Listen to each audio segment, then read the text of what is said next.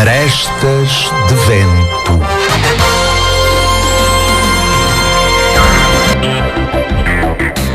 A polémica, as artes, a entrevista. Tudo pelo pensar de Ricardo Cardoso e da sua equipa.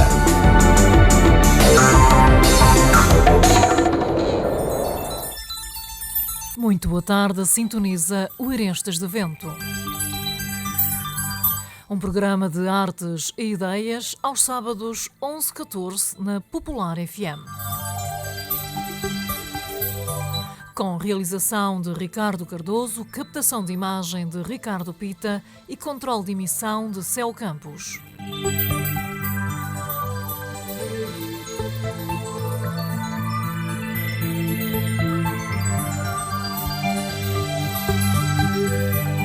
Arestas de Vento, o programa de cultura na rádio mais antigo do país. São 26 anos a comunicar ideias numa linha singular de opinião. No fundo, uma forma definida de existir e resistir sem olhar a pressões.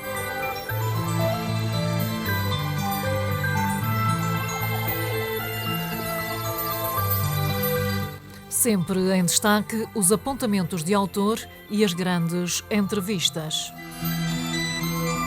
Lembramos que o Arestas está na net em arestasdevento.espelhomágico.pt e ainda que esta emissão pode ser seguida online em qualquer parte do mundo em popularfm.com.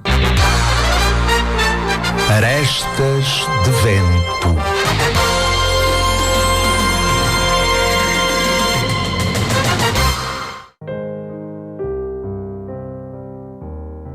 Mais uma vez, muito boa tarde. Fala-vos Ricardo Cardoso. Até às 14, todos juntos fazemos o Arestas de Vento, o programa de cultura livre na rádio mais antigo em Portugal.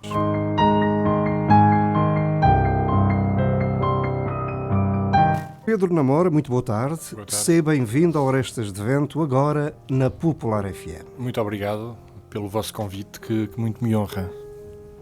Muito obrigado. Ora, aqui está uma boa maneira de começar, passo o pleonasmo, esta nossa conversa pública de hoje. Sou doutorado em raiva e licenciado em liberdade. Quem deixou esta tirada para nossa grande alegria, ou não, foi o português sem mestre Agostinho da Silva. Queres comentar? Eu tenho uma admiração profunda pelo pensamento que conheço do professor Agostinho da Silva. Tive a oportunidade ainda de ter estado com ele uma vez e de facto era um ser humano extraordinário. É um homem que abriu de facto no Brasil uma série de universidades e que era capaz de coisas tão bonitas como esta. Uma vez numa sala de aulas, a professora, a contínua, abriu a porta e ele estava sozinho na sala e perguntou-lhe ela: então, professor, hoje não tem aulas?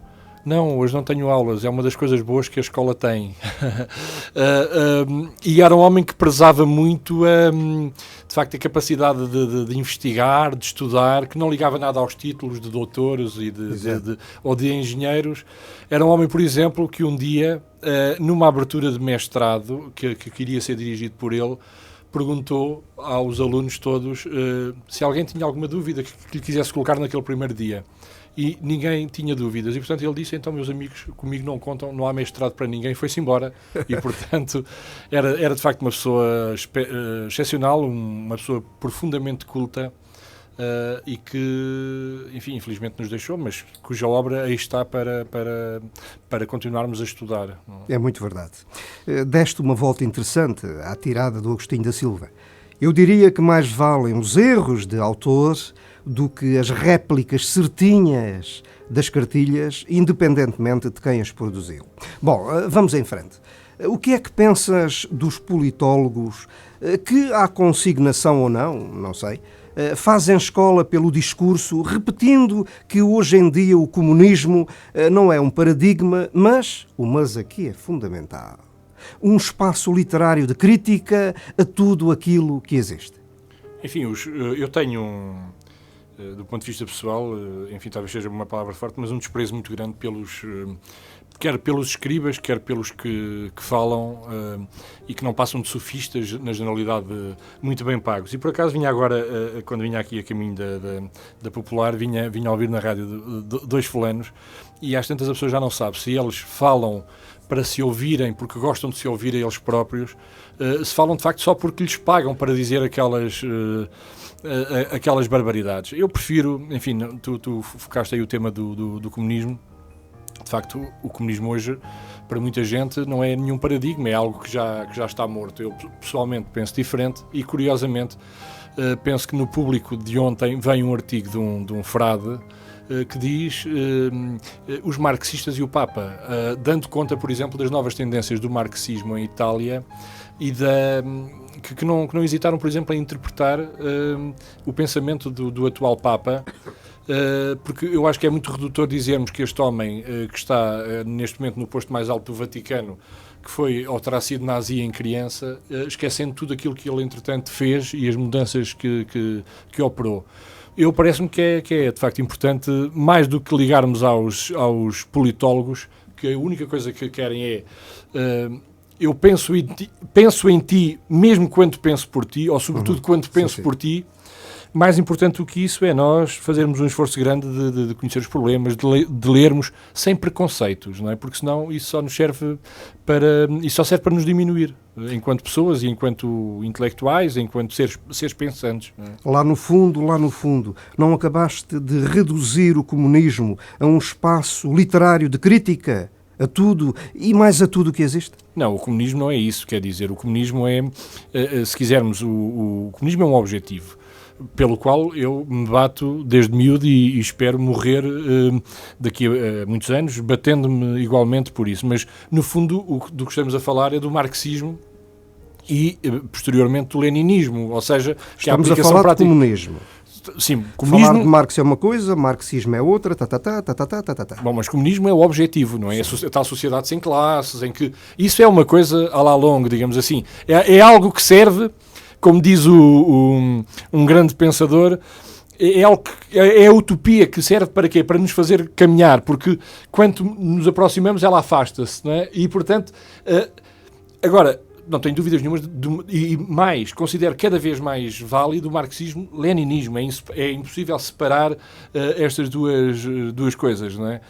E a sociedade que temos em Portugal e em todo o mundo cada vez demonstra mais a validade das fundamentais teses de Marx e de Lenin, que têm que ser interpretadas sempre de forma criadora e atual, não é? Aquilo não é propriamente uma Bíblia, nem algo que possamos ler e reler de forma imutável. Agora, a validade das teses centrais de Marx, a sociedade que aí está demonstra sem qualquer dúvida. Ou seja, o paradigma hoje é assim uma espécie de dicionário social de causa e efeito. Sim, pois. É isso? Vamos ver uma coisa. O que é o paradigma? O paradigma é, digamos, algo que caracteriza essencialmente, seja do ponto de vista industrial, do ponto de vista económico, do ponto de vista do pensamento. Durante muito tempo decretou-se o Sr. Fukuyama que a história tinha chegado ao seu fim e, portanto, o paradigma não seria seguramente o comunismo.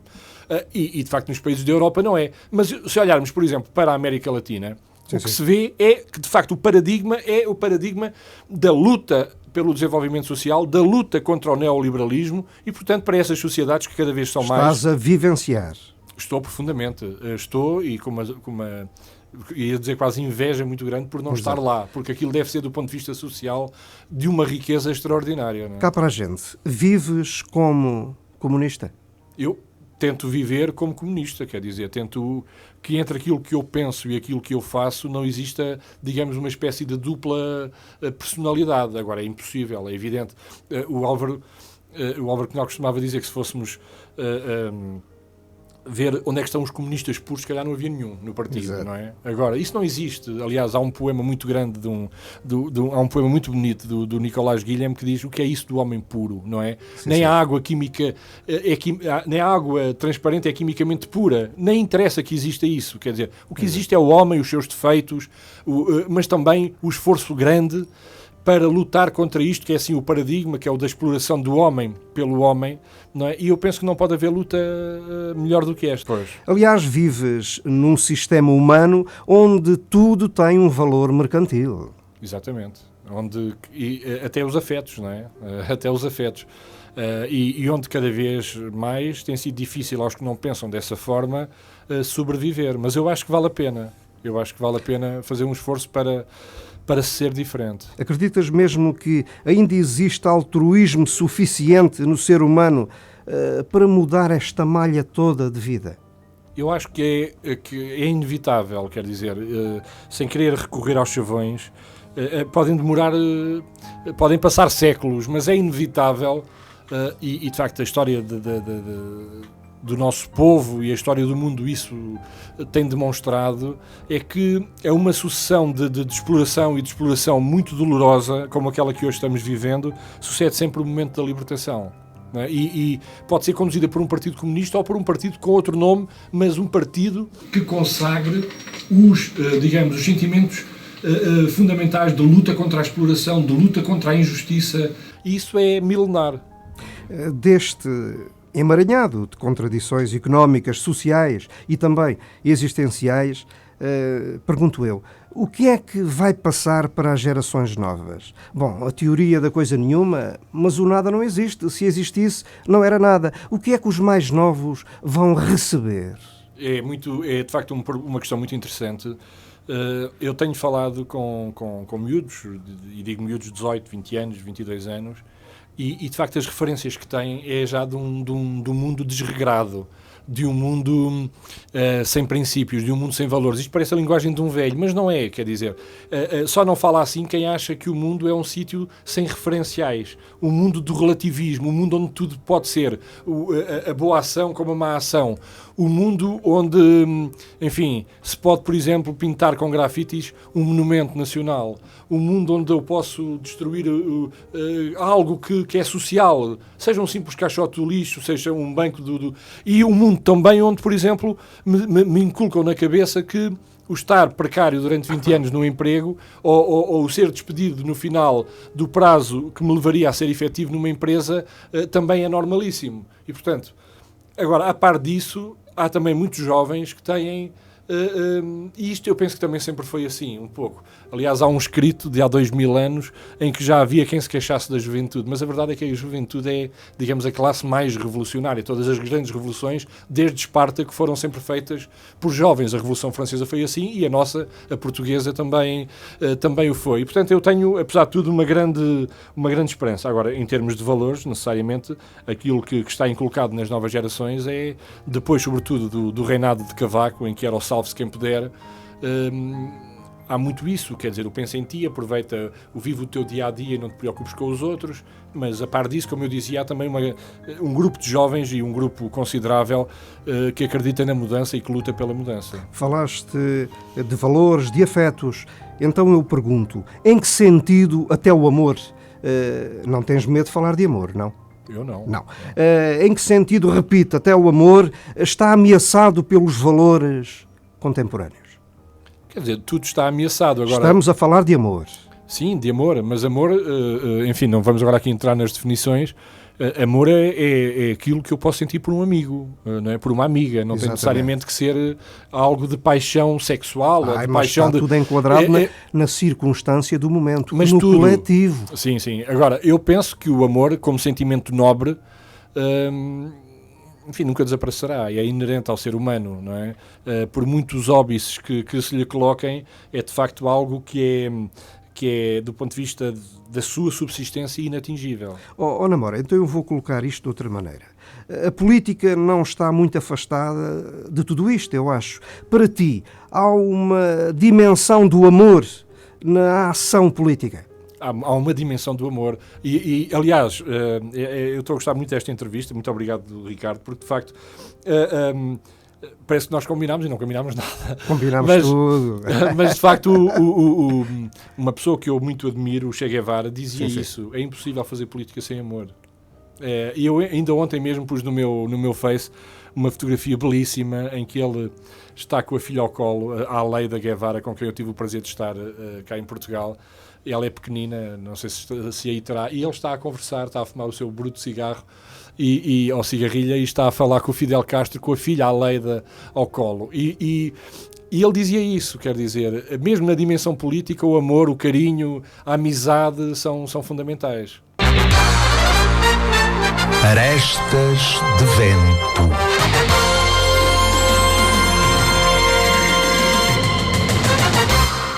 Cultura, queremos cultura como boia de salvação nacional. Falo naturalmente de independência existencial. Bom, mas o que mais importa é o que dizes e escreves, Pedro Namora. Palavras tuas, devidamente editadas. Na cultura encontramos uma reflexão, um fazer que se pensa a si próprio, ao mesmo tempo que pensa o mundo e a vida. Presumo que este pensamento só faça sentido numa sociedade completamente livre. É quase, digamos, o problema da pescadinha de rabo na boca. Só faz sentido numa sociedade livre, mas para que a sociedade livre exista tem que se fazer assim, não é? Portanto, sem cultura, de facto, não há... Eu diria que sem cultura não há nação. Pode haver um Estado, que é, digamos, o território organizado sobre um poder político, mas nação, como confluência de identidade cultural, linguística e de afetos, de pensamentos em comum, não existe, não é? E, portanto, o que passa a existir é, digamos, um território com um povo massificado, descaracterizado, sem memória e, portanto, sem futuro. Pois, também acho. E se pensarmos no lugar que a cultura tem nos principais média do regime, bom, então o fator de reprodução... É evidente, quer dizer, nós hoje, se olharmos para, digamos, a programação diária dos principais meios de comunicação, pouco encontramos de nacional, não é? Pouco encontramos, e cultura são todas as manifestações humanas, quer dizer, pode ser o tear, pode ser um cantar regional, pode ser a culinária, pode ser imensas coisas, não é? E tudo isso, à exceção de programas como aqueles em que estamos agora, foi praticamente varrido dos principais meios de comunicação social. Porque é evidente que a este sistema não interessa um povo culto. Não interessa um povo que possa pensar pela sua própria cabeça, que não pensa apenas por aquilo que lhe dizem os politólogos, que são pagos para lhe dizer exatamente aquilo. Estás a falar de pessoas à consignação. Exatamente. Portanto, um povo culto é um povo que não admite que um governo, por exemplo, que tenha sido eleito com base em determinadas propostas que não contemplavam nada do que hoje de mal está a ser feito, um povo não admite, não é? Mas é um povo mais facilmente domável, um povo que não lê, um povo que não ouve música, um povo que não conhece a sua história, não é? Um povo culto é um povo com saberes. Exatamente. Mensagem acabada de chegar agora mesmo e foi enviada por Luís Fernando Graça, precisamente o pintor que teve honras de entrevistado na pretérita emissão do Arestas de Vento aqui na Popular FM. E diz o seguinte: Pedro Namora já demonstrou o seu amor quando defendeu as crianças com unhas e dentes e até chorou, como se os filhos fossem dele. Grande homem, e como gostamos do mesmo, hasta la vitória, sempre! Muito obrigado. Luís Fernando Graça. Muito obrigado e um abraço. Dizíamos, as pessoas habituam-se a viver sem cultura. Habituam-se. Pois, as pessoas podem habituar-se a viver sem comer carne, sem comer peixe, mas não vivem, de facto, não é? Podem vegetar, sem cultura não vivem. Não é? Porque nós não somos apenas, senão nada nos distinguiria do simples animal irracional. Nós somos o produto daquilo que comemos, daquilo que bebemos, mas também daquilo que comemos espiritualmente, daquilo que ouvimos, daquilo que cheiramos, daquilo que lemos, daquilo que sabemos, não é? E, portanto, eventualmente podemos sobreviver sem cultura, mas não vivemos e não seremos seguramente as mesmas pessoas. Pausa no stress, como diria o fabuloso poeta popular Alberto Cavaco da Palma, querido e saudoso amigo, que muito honrou durante anos e anos a equipa do Arestas de Vento, para Céu Campos ilustrar esta nossa conversa pública através da leitura de um poema. Vamos ouvir.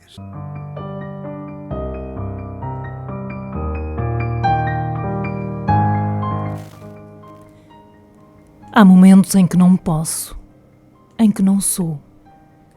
Macera-me o corpo a inação por te não ter. por não te ouvir, por não te ver.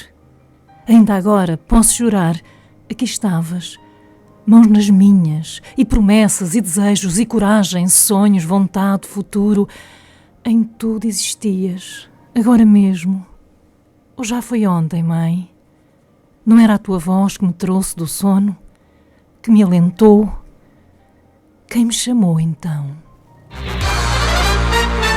Arestas de vento.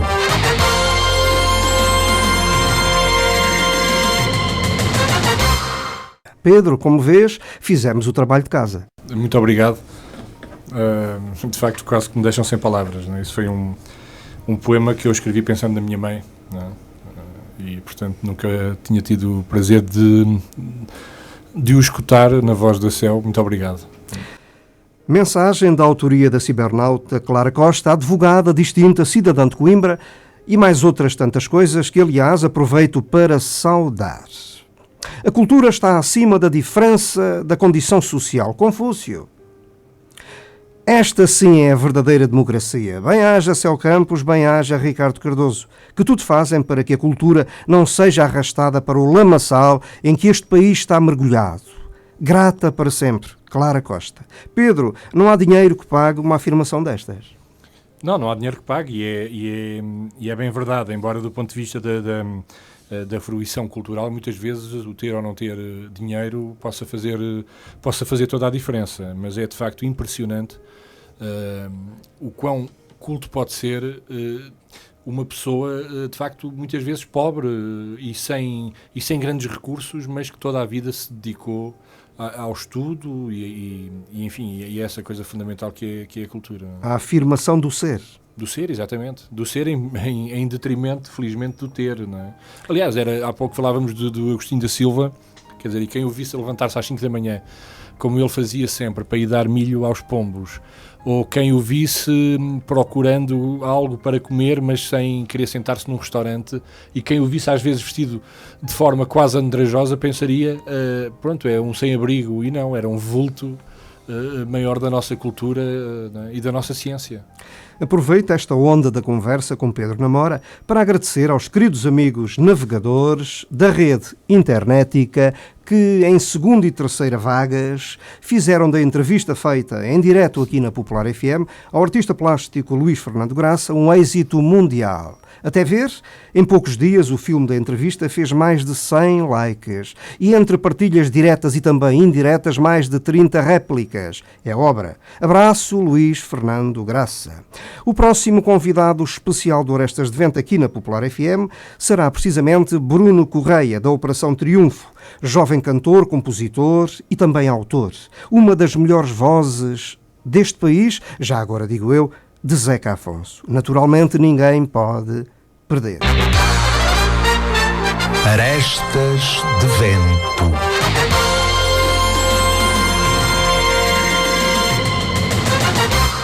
Por culpa do sistema, corremos o risco de enterrar a nossa literatura mais genuína, mais portuguesa. Falo em literatura, mas podia falar, naturalmente também, de outra expressão cultural. Mas não, falo de literatura. É bem possível que as gerações futuras não conheçam as obras de José Cardoso Pires, Ari dos Santos, José Casanova, Luís Pacheco e tantos outros. Querido amigo, quem é que vai responder por uma coisa destas perante a história?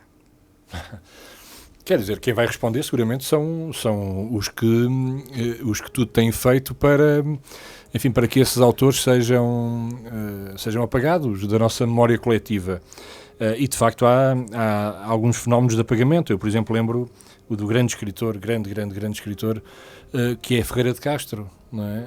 Sim. E tantos outros. Ferreira Miguéis, Alves Redol, Soeiro Pereira Gomes e por aí fora. Agora, eu, apesar de tudo, como sou talvez um pouco otimista, acho que essa gente nunca morrerá e haverá sempre... Enfim, esta é uma fase em que eventualmente não interessa se quer falar, mas no futuro estou certo de que o melhor da nossa cultura será recuperado. São obras imorredoras, não é? José Afonso jamais morrerá. Claro. E só para dar este exemplo, em fevereiro de 1987... querido amigo, mas estamos a falar de ausência de valores. Estamos a falar de ausência. Estamos a falar de responsabilidade. Quem é que vai pagar o pato? Quem é que vai pagar o ato da borrachinha? Quer dizer, não pagam como os próprios censores, antes do 25 de Abril, não pagaram nada. Quer dizer, foi um regabof, durante 48 anos perseguiu-se, matou-se, enfim. Agora, a mim preocupa mais olhar isto pelo lado, de facto, que tu estavas a referir há pouco, de será que se perde ou não se perde? Eu acho que são obras com valor tal... Já nada se perde. Exatamente. E a história não acaba. E não acaba. E, portanto, a esta fase terrível, estou certo de que muitos homens novos, neste sentido de homens que apostam na cultura, Exato. saberão recuperar estas obras e divulgá-las. Agora, há seguramente uma geração que passa ao lado completamente disto. Não é? Claro. É fundamental referir isso, sabes? Claro. Isso é um grito. Não, é um grito. É quase como se toda uma ou duas gerações vivessem amputados de um membro essencial, de algo que os torna, enfim, entre comas, claro, portadores de um qualquer tipo de deficiência. Porque, de facto, quem não conhece José Afonso, diria mesmo Amália Rodrigues, José Cardoso Pires, José Casanova, Virgílio Ferreira, tantos outros, de facto, não conheceu Portugal. Exato. E já agora também fica bem dizer, a talho de foice, que as artes e as letras são tão importantes para a vida de um povo como o dinheiro e até como a liberdade.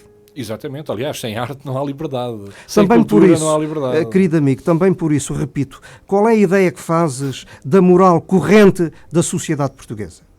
Eu nem sei se existe essa história da moral corrente. Agora, aquilo que pretende ser incutido... Eles dizem que existe. Pois, o que pretende incutir nas pessoas é, de facto, aquilo que eu já referi, uma espécie de relativismo ético e moral, em que tudo é admissível. Veja-se, por exemplo, a forma e os argumentos usados agora para tornar a prostituição uma profissão como as outras, portanto, em que se pretende recuperar a escravatura e consignar a escravatura como uma profissão. Isto faz parte do tal relativismo, e por trás disto, como sempre, há grandes interesses económicos. A moral dominante é claramente a moral de que tudo é válido desde que consigas sobreviver. E, portanto, é válido vender-te por 500 euros, é válido estar 12 horas a trabalhar para te pagarem, se calhar, nem o salário mínimo, e também te podem despedir, e tu tens é que ir à tua vida, porque a palavra de ordem é o empreendedorismo, e, portanto, se aquele foi empreendedor, tu tens que ser, porque senão não, quase que nem vale a pena viveres. E nós pensamos assim, isto é um absurdo, não é não. Se olharmos agora o que disse um execrável ministro japonês, diz, bastante velho, porque é que não se matam? Porque é que não se matam? Ora, isto já foi dito há muitos anos por uma escritora francesa que escreveu um livro que se chama O Horror Económico, que é um livro que toda a gente devia ler, pequenino. Que toda a gente devia ler, eu não me lembro, agora não me ocorre o nome dela, mas se escreverem O Horror Económico, veem, ela dizia isto claramente. Se ao capitalismo for indispensável mandar assassinar pessoas, o capitalismo falo-á sem qualquer tipo de problema, como aliás já o fez na história. Claro. Não é? Estás a dizer que neste sistema vigente, negócio é tudo aquilo que seja negociável. Amigo Ricardo Cardoso, bom dia. Estou a escutar na Normandie. Estou impressionado pelo teu convidado Pedro Namora. Desejo-te muitas felicidades pela tua emissão. Manuel Pinguinhas. E diz Luís Fernando Graça, a luta em defesa da cultura é muito confusa. Quem não tem, não a quer. Quem a tem, não a usa. Abraço a essa equipa maravilhosa do Arestas de Vento e um grande abraço ao Pedro Namora. Relativamente àquilo que ele refere, quer dizer, quem a tem não a usa, enfim, não... A cultura, uma das coisas que tem é que não é palpável, não é mensurável, não é... E em princípio, qualquer pessoa tem, por muito pouca que seja a cultura, enfim, seja a do seu meio ambiente, seja a que decorre de pertencer, enfim, a um grupo determinado. É evidente que quando a pessoa não é, desde pequena, por exemplo, habituada a escutar música clássica, eventualmente poderá, numa fase posterior, ter mais dificuldade em gostar deste género de música.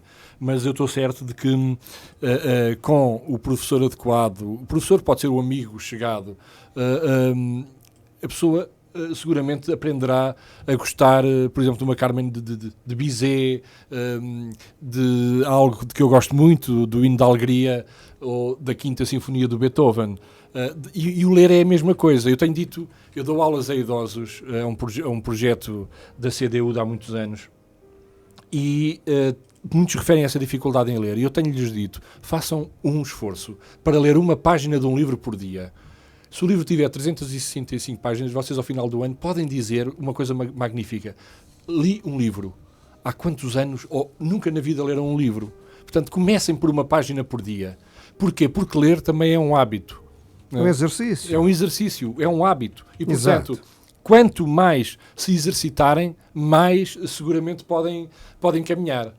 Querido amigo, eu gostaria muito que comentasses o facto deste nosso amigo Manuel Pinguinhas, emigrante em França, do Coço, dizer aqui que está emocionado pelo facto de seres tu o convidado especial nesta emissão do Arestas de Vento. Quero dizer também que ele foi para a França na altura ao saltou, e quem lhe deu na hora algum lero-lero em francês fui eu, andei a dar lições ao Manuel Pinguinhas. Que engraçado. Um grande amigo, um grande abraço. Tenho lá família imigrada também, que também foi a salto, vivem na região de Paris e também lhes quero enviar um grande abraço. Essa gesta de tantos portugueses que tiveram que sair do país é uma coisa de que só nos podemos orgulhar, não é? E cujo exemplo devia ser também transmitido às novas gerações. Falaste há pouco aí em idosos, hoje ainda deste uma aula a idosos. É muito isso. O grupo de animação e teatro Espelho Mágico, como sabes, trabalha para a família, mas também muito especialmente para crianças. Pois bem, e foi recentemente a capção fazer teatro para idosos. Uma experiência, digo-te, fascinante, tão intensa como o trabalho para crianças. Queres ajudar a explicar este fenómeno? Enfim, Estamos a falar, se calhar, de comunicação. Teatro é comunicação. Sim, mas eu queria começar por dizer que não é muito difícil. Não, isto parece uma coisa estranha, quer dizer, como é que não é uma proposta de teatro que é pensada para a família ou para crianças, funciona com idosos? E funcionou. Pois, era isso que eu queria dizer, é que de facto, isto tenho que dizer, a vossa qualidade, a qualidade do Espelho Mágico é tal que, de facto, independentemente do extrato geracional, toda a gente gosta e fica positivamente influenciada. Vocês são, de facto, fazem um trabalho fabuloso. Depois, os idosos têm uma disponibilidade muito grande para aprender. E isto é preciso dizê-lo, eu já dou aulas a idosos há cerca de 13 anos, mais as mulheres do que os homens, isso é uma matéria que interessava estudar, mas são alunos fabulosos. Eles, se faltarem uma aula, avisam antecipadamente. Se eu lhes der um trabalho para fazer, eles fazem-no religiosamente e com muita dedicação. Infelizmente, esta experiência, a experiência do Cabeção, a experiência da Amadora e a experiência são pouco ainda replicadas, e o que nós vemos é velhos espalhados pelo país, fechados nas suas casas, completamente abandonados e entregues à solidão, à tenebrosa solidão. É isso mesmo. Esse é o sentido completo da vida verdadeira. Arestas de Vento.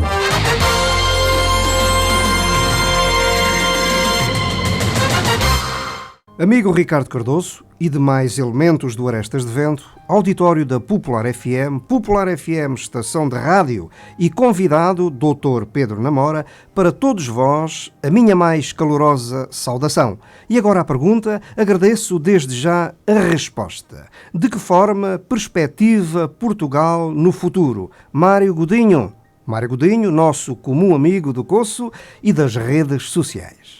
Bem, boa tarde.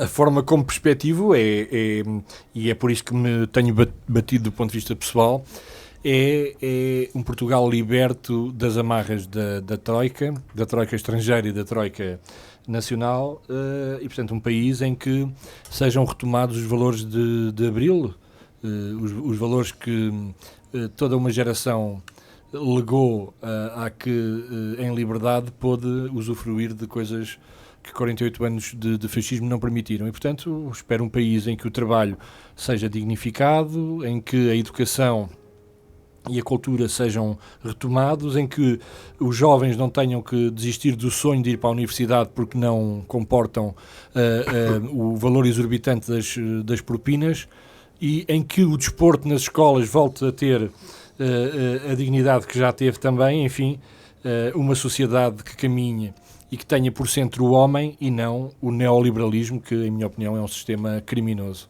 Se achamos importante que Portugal se desenvolva, vamos investir na educação, formação académica, profissional, criação de emprego e não em autoestradas, E na cultura, fundamentalmente. Que era o grande problema, quer dizer, é que não é aquilo que eu dizia há bocado. A cultura em si é um bem imaterial, Exatamente. não é mensurável. Exato. Mas sem isso não vamos a lado nenhum. Sem isso não vamos a lado nenhum. Eu, quando falo em escola, falo naturalmente também em cultura. Não entendo a escola sem cultura. Escola pode querer dizer negócio. Embora, lamentavelmente, muitas vezes a escola anda arredada da cultura. Completamente. Não é? E mais nada. Aliás, mais um texto que, por acaso, ontem reli, do Agostinho da Silva, falava exatamente nisso. Na escola, ou em algumas escolas, os miúdos são armados para lutarem contra outros miúdos. Eu tenho que ter a melhor nota, eu tenho que chegar Tem primeiro. que ser o primeiro. Exatamente. E, portanto, o país porque eu luto, porque eu anseio, e que foi, de alguma forma, avistado em abril de 74, de 75, é um Portugal liberto, de facto, do neoliberalismo e com o enfoque principal nas pessoas, na cultura, na educação, porque, de facto, nós não nascemos, ao contrário do que parece entender agora este Primeiro-Ministro, nós não nascemos para dar lucro, não é? Eu atrever-me a dizer, nós nascemos para ser felizes. Siga a roda. Pergunta Carolina Macedo, também nossa comum amiga da vida e das redes sociais. Quando se fala de uma possível alteração da Constituição, quem o diz estará a pensar em quê? Em primeiro lugar, deveria existir, penso eu, uma maior participação democrática do povo português naquilo que lhe diz respeito. E o povo parece longe do processo político. Quer responder? Bom, quem está a falar na alteração da Constituição está a falar na destruição daquilo que a Constituição ainda mantém em matérias como os direitos elementares, as garantias constitucionais, nomeadamente a garantia do emprego, digamos, o impedimento constitucional do despedimento sem justa causa, que hoje já é muito contornado. Aliás, eles começaram por apagar da cabeça dos jovens. Ainda ontem uma jovem me dizia, tinha estado a trabalhar, já era efetiva numa empresa, teve que ser operada, esteve 2 meses ausente e quando regressou disseram-lhe que estava despedida. E quando eu lhe disse, bom, mas não pode ser assim, o despedimento não é esse. Em Portugal ainda não se pode despedir dessa forma. Ela não sabia. Portanto, agora querem apagar, de facto, e vêm com uma história incrível. A Constituição é algo que está datado, é algo ultrapassado. Como se as teses deles, que têm séculos, não é? Que datam, algumas delas, do início da Revolução Industrial da exploração desenfreada, não fossem elas, sim, arcaicas, velhas e desumanas. A Constituição de Abril tem os anos que tem a Revolução e já sofreu muitas amputações, mas, apesar de tudo, continua a ser um escolho para eles, não é? Para os que querem destruir a nossa vida. 2 perguntas enviadas por Alexandre Cassessa, um amigo esperantista que faz sintonia, como sempre, em Moscavide. Primeira pergunta. No seu entender, Pedro Namora, Portugal teria mais a ganhar se tivesse um chefe de Estado independente da maquinaria partidária? Eu não acredito na independência, nem dos jornalistas, nem dos professores, nem das pessoas. Quer dizer, não há essa história da independência, ou enfim, vamos ver, da imparcialidade. E na sociedade portuguesa, uma das coisas mais negativas que eu hoje vejo são as generalizações. As generalizações são sempre abusivas. Dou um exemplo. O Manuel é um ladrão. Todos os Manuéis têm que ser ladrões. Não é assim. Nós não temos muito tempo para pensar, mas, de facto, nem os partidos são todos iguais, da mesma forma que as pessoas o não são também.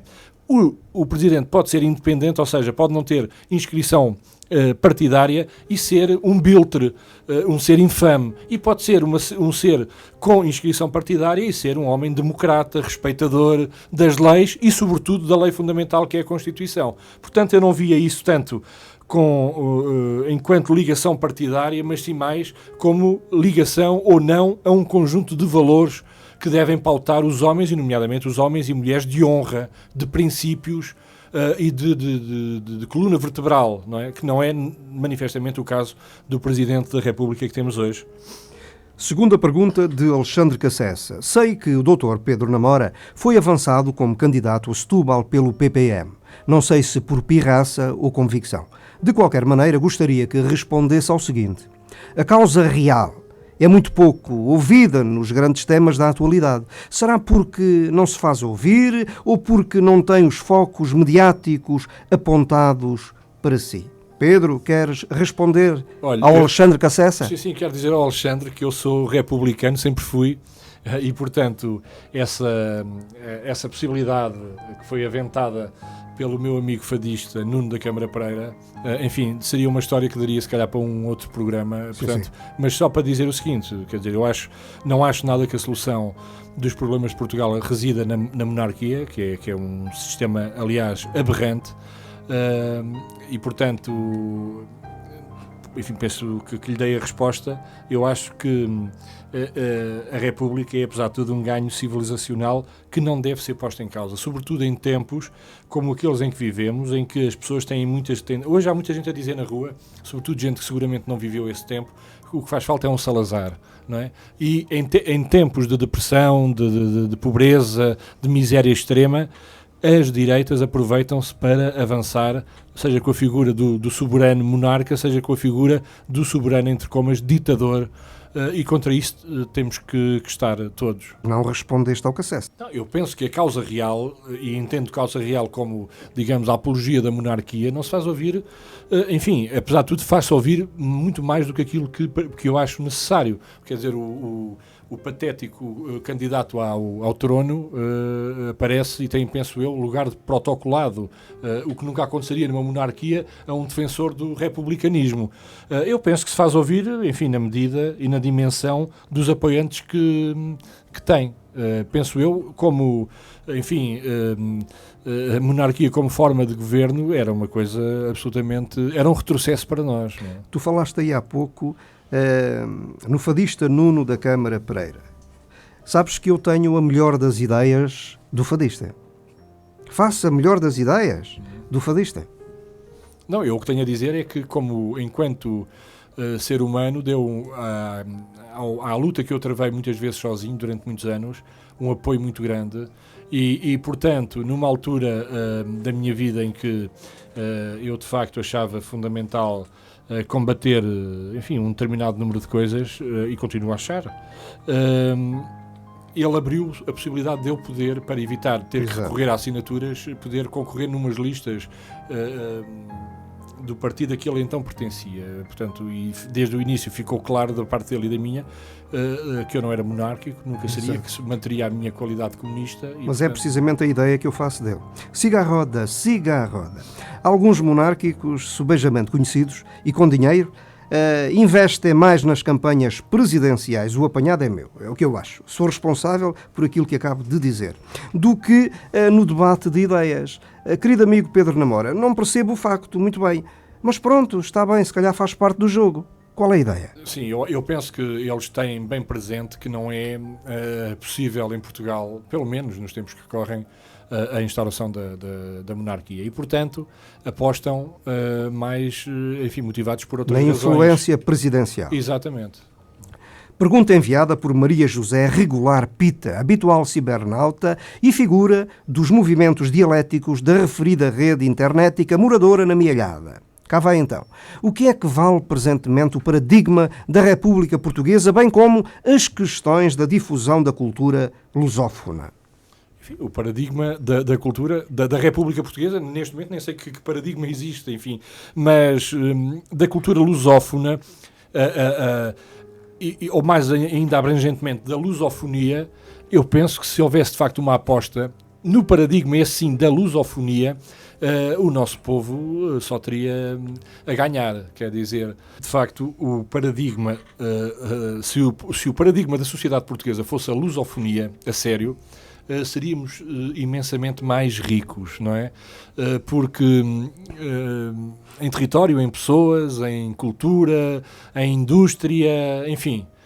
E de facto não é. Nós, sem termos sido ouvidos enquanto povo, fomos enfiados numa coisa que na altura se chamava Comunidade Económica Europeia.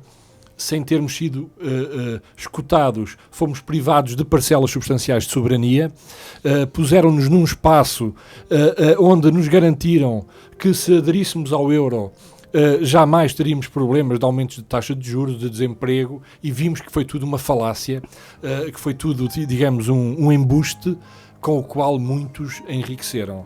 E, portanto, de facto, necessitamos de mudar o paradigma, de questionar o que é que estamos a fazer num espaço económico onde prevalecem os interesses apenas das grandes empresas e dos grandes capitalistas, e onde um povo está a ser, digamos, massacrado com dívidas brutais, com roubo de salários, com roubo de pensões, e a última dádiva aos grandes capitalistas foi 1.000 milhões de dádiva ao Banif, com todos os 1.000 milhões que já foram dados ao BPN, e portanto isto de facto é inadmissível, é revoltante, é ultrajante, e, enfim, disseram-nos durante muito tempo que não tínhamos alternativa. Ora, a lusofonia estava lá como alternativa desde o início, não é? Foram os que nos quiseram privar de futuro que nos enfiaram neste beco sem saída. Estamos a falar de ADN. Exatamente. ADN. Devo debitar o seguinte comentário por respeito a Maria João Rodrigues, cibernauta da rede social do artista plástico Luís Fernando Graça. Cá vai então. Não há dúvida, tenho que renovar os votos de parabéns ao excelente programa Arestas de Vento de Ricardo Cardoso e ao meu amigo entrevistado na passada semana, Luís Fernando Graça, pela fantástica entrevista que deu. É claro que os meus parabéns se estendem, obviamente, a toda a equipa do programa, que já nos habituou a um estilo de rádio fascinante que nos faz ter pena que termine em cada emissão. Um abraço caloroso para todos. Amigo Pedro Namora, queres comentar muito rapidamente? É só dizer que, de facto, a ouvinte traduz aquilo que os que somos ouvintes do programa sentimos há muitos anos. É um espaço de resistência, um espaço de cultura e um espaço que nos faz muito bem.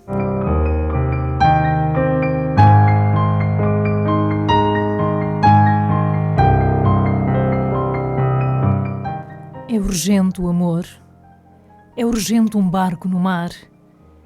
É urgente destruir certas palavras, ódio, solidão e crueldade, alguns lamentos, muitas espadas.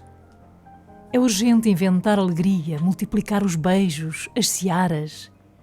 É urgente descobrir rosas e rios e manhãs claras. Cai o silêncio nos ombros e a luz impura até doer. É urgente o amor. É urgente permanecer. Arestas de Vento.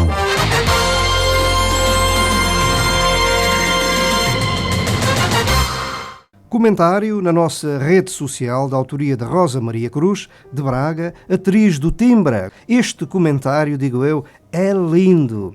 Cada vez há mais vítimas nas mãos de quem as devia amar. Entrevistas sempre tão intensas, tão inteiras, tão verdadeiras, as do Arestas de Vento. Adorei o poema Na Boca de Céu Campos. Adoro as perguntas, adoro as respostas. Parabéns. Fico ansiosa à espera da próxima emissão, à espera da próxima entrevista. O que é preciso para ser criativo? Abraços e viva a cultura.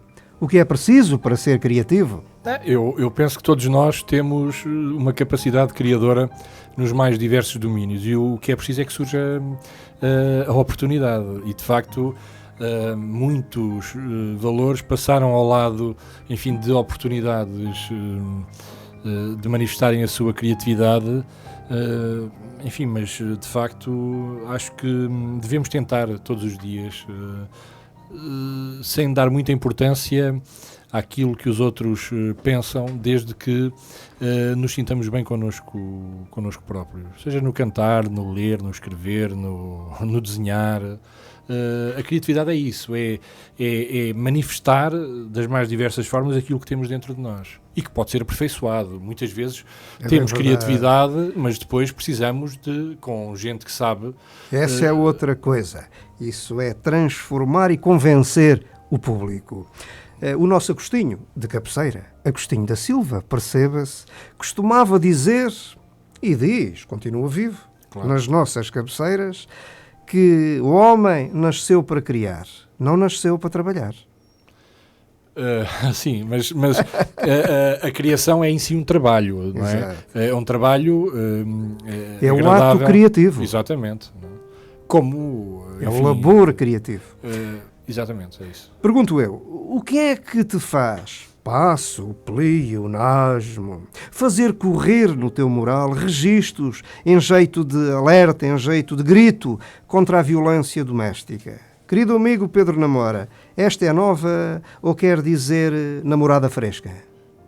Não, esta é uma preocupação que sempre tive, mas que resulta do facto de constatar que cada vez mais as mulheres são as vítimas preferenciais da violência doméstica.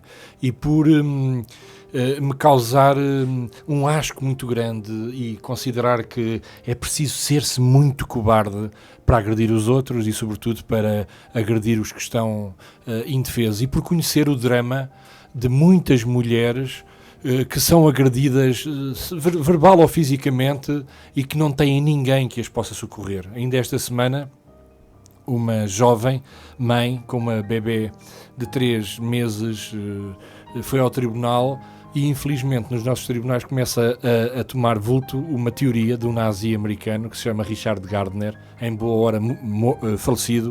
Suicidou-se, aliás, deve ter sido o peso dos remorsos. Graças a Deus. Pronto, que é, de facto, um canalha, mas que os nossos tribunais, de forma acrítica, estão a receber esta teoria, que se chama Síndrome da Alienação Parental. E, portanto, é uma coisa que diz do género, quer dizer, independentemente do que o pai fez à mãe, o pai tem o direito a estar com o filho, exato, não é? Exato. E, portanto, se a criança não quer ir para o pai porque assistiu, por exemplo, a agressões terríveis contra a mãe, tem que ir, senão o tribunal tem que tirar o filho à mãe e, portanto, diz estas e outras barbaridades, como que é muito normal crianças terem sexo com adultos. E, portanto, eu, juntamente com uma professora que neste momento é uma jovem mulher, mas que é professora universitária e entrou diretamente, mediante concurso, para conselheira do Supremo Tribunal de Justiça, que é a senhora professora Clara Souto Maior, a doutora Catalina, a professora magistrada Dulce Rocha e tantas outras pessoas. Estamos, de facto, a enverdar por este papel de denúncia e de solidariedade com um sofrimento impressionante. Afinal, não quer dizer namorada fresca. Não quer dizer. Com todo o respeito, querido amigo, claro, com todo o respeito. Ontem, por conta desta entrevista e na feitura dos preparos, naveguei pela net que me fartei. É, bem verdade, que me fartei. Tens mais de 3.000 amigos na tua rede social. Tanta gente porquê? Afinal, são amigos da impessoalidade, não são? Não são amigos da impessoalidade. Eu tenho, por princípio, aceitar todos os pedidos que me são formulados. E a verdade é que chego ao meu Facebook todos os dias e todos os dias tenho novos pedidos. E com todos, não com os 3.000, como é evidente, mas há sempre... nem que seja a troca de um poema, a troca de uma mensagem, claro, a visualização de... Claro que não são amigos, enfim, como eu, acho que tu és meu amigo, claro, mas são amigos do Facebook, tão só. Às vezes apanha surpresas também. Foi por isso que eu retirei a possibilidade, por exemplo, das pessoas publicarem no meu Facebook, porque é muito fácil e é preciso muito cuidado com estas novas tecnologias. Fabricar uma identidade e chegar à tua página e, digamos, sujarem-te a página porque... Mas, de facto, a internet acaba por ser a nossa vingança. Exato. É uma nova dimensão comunicacional. Claro. É tudo diferente. É evidente, quer dizer, quando tu tens a possibilidade de escrever um texto e esse texto chegar a 3.000 é uma coisa fantástica, pessoas em simultâneo, é impressionante. Encontrei fora da tua rede social, dessa malha dos 3.000 amigos, gente... que não quer nada contigo. Dizem que és instável psicologicamente, que tomas comprimidos para não ver coisas. Como é que é?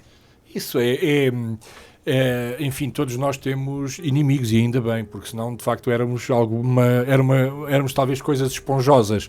E eu orgulho muito de ter como inimigos abusadores de crianças, gente que é paga por abusadores de crianças, gente que faz da difamação, mas isso de facto não... Como costuma dizer a doutora Catalina Pestana, eu não tenho esqueletos no armário. E portanto, apesar de todo o sofrimento que essa gente me foi causando ao longo destes mais de 10 anos de luta, acho que a melhor solução para essa gente é o desprezo. Como já reparaste, as balizas desta conversa estiveram, até o momento, longe das habituais conversas contigo e mais alguém nos média. Pedofilia e mais pedofilia, pedofilia e mais pedofilia. Bom, eu procurei abrir outras janelas. Afinal, tens outros valores. Há mais vida em ti para além desta problemática, importante, mas há mais vida em ti, há mais valores. Mesmo assim, querido amigo, cá vai, mas muito, muito rapidamente. Um processo com a complexidade do processo Casa Pia. A bem dizer, nunca acaba. É cozido. Nunca acaba quando há, sobretudo, arguídos poderosos. Mas lembro que há 10 anos, quando isto começou, diziam-me os meus amigos: olha que tu aqui ainda vais preso, tu e a Catalina Pestana, e afinal de contas, alguns arguídos estiveram presos, um deles já está em cumprimento da pena definitiva e os outros estou absolutamente convencido que hão de voltar para a prisão. E, portanto, vou continuar a lutar para que, depois de sair a sentença do Tribunal Constitucional, esses canalhas que andam por aí, seguramente a fazer mal a crianças, possam ser encaminhados para a prisão. Esses e outros que continuam isto. É de facto um flagelo. Fala-se no processo Casa Pia 3. Já não é no processo Casa Pia 2, é no processo Casa Pia 3. Especulação? Não, eu acho que nós temos que falar, para além do processo Casa Pia 3, 4, há vários processos. Se calhar é o mesmo, vai sendo cozido. Há um que eu tenho muita pena que nunca tenha tido pernas para avançar, que é enfim, salvo uma ou duas exceções, que é o processo das meninas, que foram abusadas também, fala-se muito nos meninos, mas eu acho que devia haver um processo na cabeça de cada português, que é o processo da família. Mais de 85% dos abusos sexuais acontecem nas famílias, não é nas Casa Pia, não é nos colégios militares, não, é no seio da família. E enquanto nós não soubermos isso, enquanto nós não aprendermos como são, como agem, como atuam os criminosos sexuais, nós não estamos em condições de proteger as nossas crianças. É preciso que as pessoas metam na cabeça, por mais doloroso que seja, a nossa filha, o nosso filho podem ser abusados pelo avô, pelo tio, pelo pai, pela mãe, pelos irmãos, pelo escoteiro, pelo padre, pelo nosso melhor amigo, pela nossa melhor amiga. E, portanto, como é que, sem entrarmos em paranoia, o que é que podemos fazer para isto? Podemos ser pais e familiares presentes. Como sabes, gosto muito de ti. És conviva de minha casa com outros amigos, não agradeças, com outros amigos, repito, e amigas, gente boa da fraternidade, com viola e poética. Por isso, tenho legitimidade, eu acho, para armar esta com a respectiva e possível distância emocional. Lá no fundo, continuas a ser um miúdo da rua, no sentido literário do termo. Não continuas? Talvez. Enfim, há coisas que nós, enfim, somos nós e as nossas circunstâncias, como dizia o Ortega y Gasset, e também, como dizia um outro poeta, não se nasce impunemente nas praias de Portugal, e, portanto, seguramente que tenho ainda muita coisa para resolver dentro de mim. Uma delas é seguramente o que se prende com o desaparecimento muito precoce da minha mãe, e com tudo aquilo que eu passei na minha infância, que não teve a ver, felizmente, com os abusos sexuais, mas que são coisas que... E há coisas que me doem especialmente, talvez, por ter passado por elas, não é? O abandono, a solidão, o maltrato, o dizer-se a uma criança que não tem direito à sua opinião, o cala-te, porque cala-te, quer dizer... E nessa medida, sim, e espero continuar, quer dizer, com a mesma capacidade de me indignar, mas também de me emocionar... Enfim, acho que isso da tua parte foi uma espécie de elogio que eu agradeço, embora por vezes doa muito, não é? E essa evidência, Pedro, essa evidência que acabaste de relatar, não ajuda nada a gestão afetiva, ou ajuda? É assim, se calhar não. Não deve ajudar muito. Quer dizer, vamos ver uma coisa, eu tenho uma relação especial com os meus filhos, não é? Sim. São a minha vida. E tenho uma relação afetiva profunda com aquilo em que acredito e com aquilo por que luto. E gosto muito dos meus amigos, mesmo quando não apareço e mesmo quando não digo nada, mas estão sempre no meu coração. E depois o que me dizem muitas vezes, a minha família sobretudo, é que, e alguns dos meus amigos, se tu imaginares que algum de nós está mal, aparece imediatamente. Se achares que está bem, se calhar nunca telefonas. E é um bocado isso, eu sou assim. A dor das crianças não mente. É espetáculo. Não, é verdade. Não é espetáculo, é verdade. A dor das crianças não mente. Estou a falar do teu livro. Exatamente. E eu estou a dizer também, foi o título escolhido sem muito pensar. É isso mesmo, a dor das crianças, das que são abusadas sexualmente, não mente seguramente. É tudo menos espetáculo. É tudo menos espetáculo. Eu digo José Maria Martins. Tu dizes o quê? Não digo nada. Prefiro não comentar. Enfim, é um advogado. O célebre Bibi é um monstro ou uma vítima da pobreza e da exclusão? Não, é um monstro. É um monstro. Eu digo José Casanova e agora dizes o quê? O melhor ser humano que conheço. Já agora aproveita e assim muito rapidamente fala do Caminho das Aves. Muito rapidamente. Enfim, é o livro da minha vida, um livro escrito pelo Zé. É um tratado à amizade, um hino ao amor, à luta, à felicidade, à cultura, fundamentalmente. Tanta coisa que eu aprendi nesse livro. E, aliás, fiz um apanhado, já o li pela 6ª ou 7ª vez, fiz agora um apanhado de todas as alusões que o José Casanova faz a livros, a músicas, enfim, à cultura, e espero dar isso aos meus amigos, porque é, de facto, uma recolha, um manancial incrível. Eu digo Urbano Tavares Rodrigues. Tu dizes o quê? Um grande escritor. E agora digo democracia cultural, que é uma coisa que existe. Tu dizes o quê? É condição de desenvolvimento. E eu digo Setúbal. Tu dizes o quê? Terra singular. Tens saudades de Setúbal? Muitas saudades, tenho muitas saudades. Pergunto eu por complemento. Gostarias de regressar a Setúbal como vivente, como morador? Era um sítio onde me daria muito prazer viver, sem dúvida nenhuma. Pergunta final. A recuperação do cartão do PCP já foi concretizada ou não? Já foi concretizada, com muita alegria para mim.